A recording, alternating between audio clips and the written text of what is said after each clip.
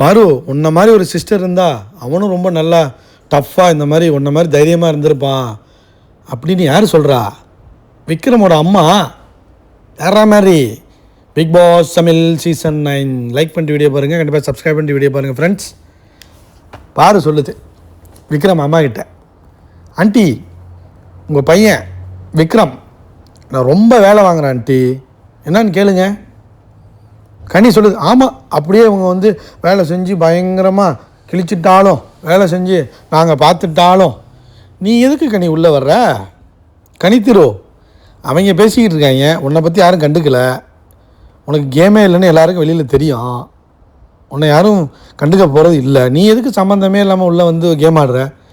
வெளியில் போய் உட்காந்து நீ நேற்று என்ன பேசுன, அரோரா என்ன பேசுனுச்சு, திவ்யா என்ன பேசுனுச்சு, எல்லோரும் பாருக்கு எதிராக திரும்பி அரோராவையும் கமருதீனை திருப்பி விடுறதுக்கு பார்க்குறீங்க, நீங்களாம் பேசலாமா கனி? கனி அப்புறம் அம்மா சொல்கிறாங்க, விக்ரம் அம்மா, இல்லை பாரு நான் நினப்பேன் நீ ரொம்ப நேரம் ஆக்குறிய, 2 செகண்ட்ஸில் பார்க்க வேண்டிய வேலையை வேணும்னே இழுத்து கேம் ஆடுறதுக்காக ஒரு வேலை பார்க்குறல்ல, அழுவு விட்றிய, என் பையனே அழுவு விட்றல, எல்லாரையும் அழுவு விட்றில்ல நீ அப்படிங்கிற மாதிரி சரியான சல்ப்புன்னு ஒரு அரைச்சல், சரியான அடி பாருக்கு.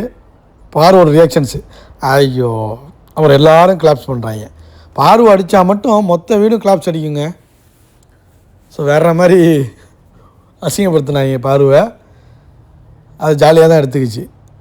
பார்வைகளுக்கெல்லாம் விளையாட முடியாதுங்க, டஃப்புங்க, ரொம்ப டஃப்பு. எவன் அடித்தாலும் அடுத்த செகண்டே எழுந்திருச்சு ஆமாம் என்ன இப்போ சொல்கிறா அப்படிங்கிற மாதிரி நிற்கிறதெல்லாம் வேறு லெவலு.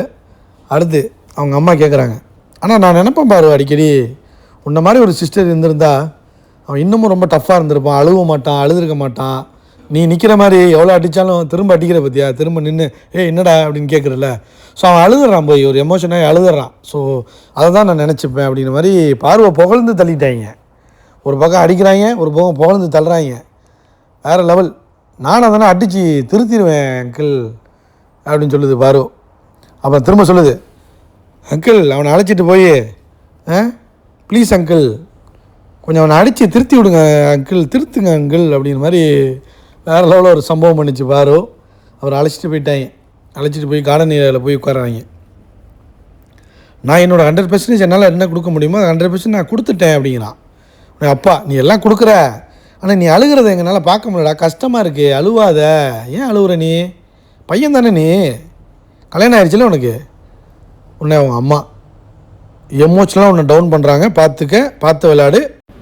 ஆனால் எமோஷனலாக டவுன் பண்ணுறது தானே கேமு, இவன் ஏன் டவுன் ஆகுறான், அடித்து பாரு மாதிரி நிற்கணும்.